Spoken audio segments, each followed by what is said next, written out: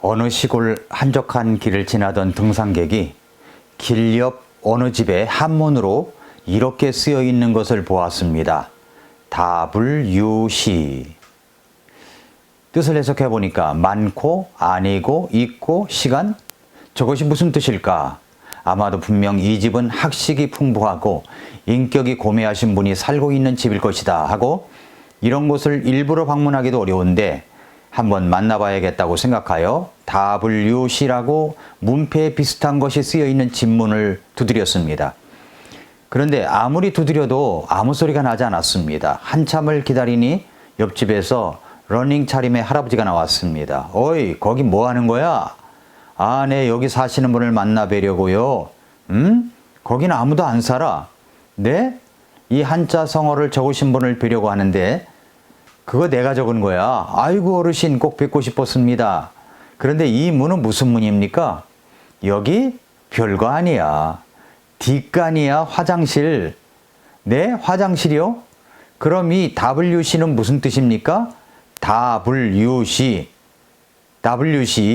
WC야. WC 화장실 변속간 화장실을 한문으로 WC라고 써놓은 어른이 그래도 생각 있는 분 같지 않습니까? 이제 단풍이 물들어가는 가을입니다. 이 아름다운 가을을 보니 이런 한자 성어가 생각납니다.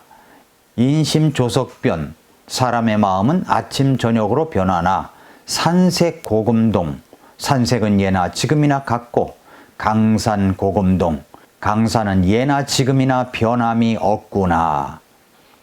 강산은 계절이 바뀔 뿐 변함이 없는데 사람의 마음은 인심조석변입니다. 화장실 들어갈 때와 나올 때가 다르다는 것입니다.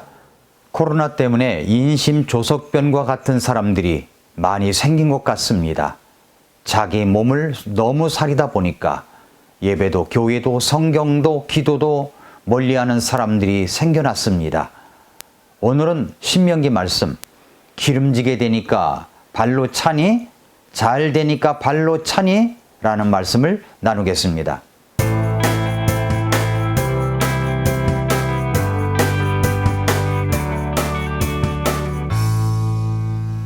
미라클 모닝 애청자 여러분 안녕하십니까? 신명기를 읽다 보면 여술은이라는 말이 나옵니다.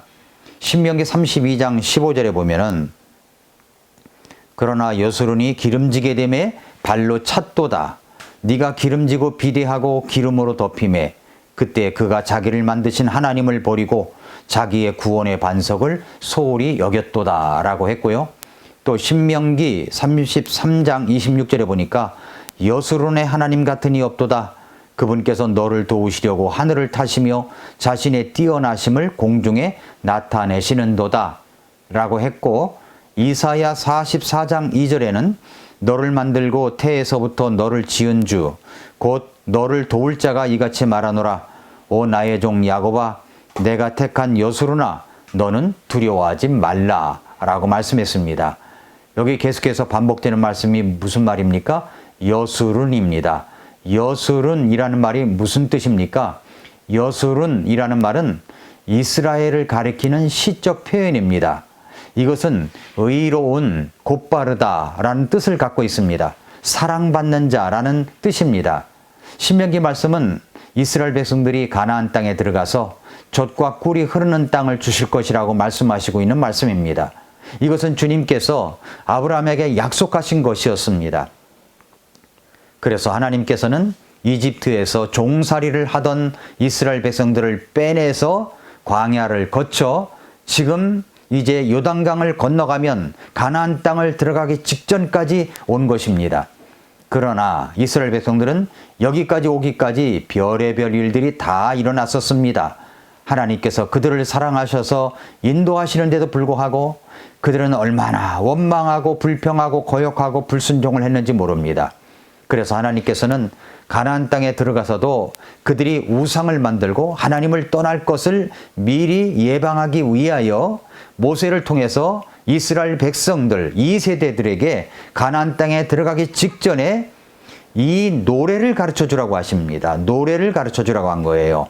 신명기 31장 19절부터 22절에 보면 이런 말씀이 있습니다. 그러므로 이제 너희는 너희를 위해 이 노래를 기록하여 이스라엘 자손에게 가르치고 그들의 입에 그것을 두어 이 노래가 나를 위해 이스라엘 자손에게 증거가 되게 하라. 내가 그들의 조상들에게 주기로 맹세한 땅, 곧 젖과 꿀이 흐르는 땅으로 그들을 데려간 뒤에 그들이 먹고 배부르고 살찌면 다른 신들에게로 돌이켜 그들을 섬기며 내 경노를 일으키고 내 언약을 깨뜨리리라. 그들에게 많은 재앙과 고난이 닥칠 때에 이 노래가 그들에게 증인처럼 증언하리니 이 노래가 그들의 시의 입에서 잊히지 아니하리라. 내가 맹세한 땅으로 그들을 데려가기 전 곧 이때 내가 그들이 상상하는 바를 아노라. 그러므로 바로 그날에 모세가 이 노래를 기록하여 이스라엘 자손에게 가르쳤더라라고 했습니다.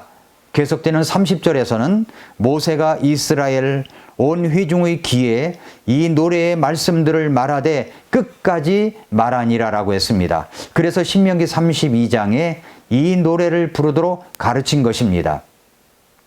그 중에 한 말씀이 바로 신명기 32장 15절입니다. 다시 한번 읽어볼까요? 그러나 여수로나 기름지게 됨에 발로 찼도다. 네가 기름지고 비대하고 기름으로 덮임에 그때 그가 자기를 만드신 하나님을 버리고 자기의 구원의 반석을 소홀히 여겼도다 라고 했습니다.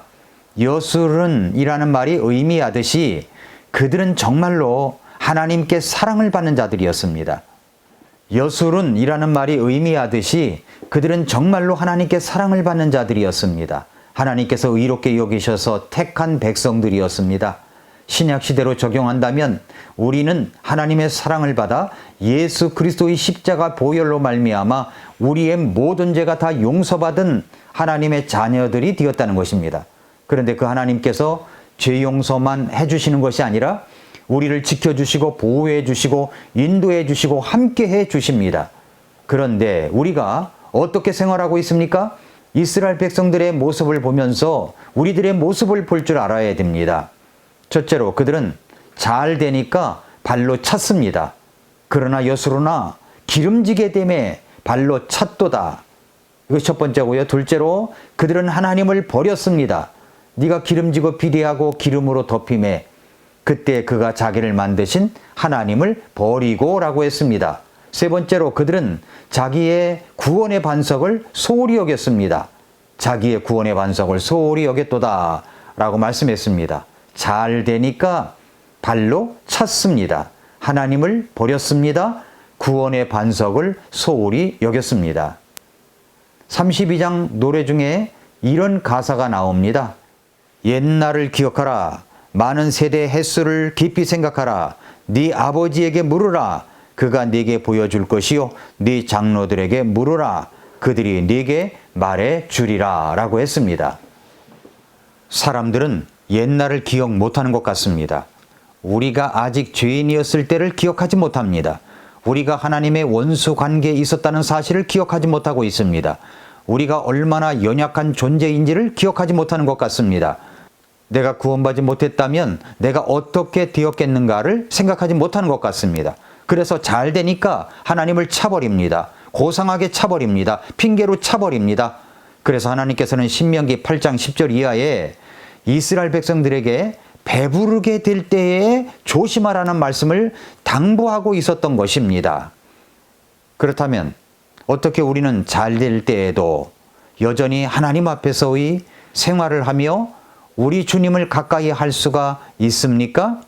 첫째로 늘 하나님의 말씀에 귀를 기울여야 됩니다. 이것은 아주 기본적인 것입니다. 신명기 32장 1절에서 오 하늘들이여 너희는 귀를 기울이라. 내가 말하리라. 오 땅이여 내 입의 말들을 들을지어다 라고 했습니다. 말씀에 귀를 기울여야 됩니다. 둘째로 옛날을 기억하고 있어야 됩니다. 32장 7절에 보니까 옛날을 기억하라.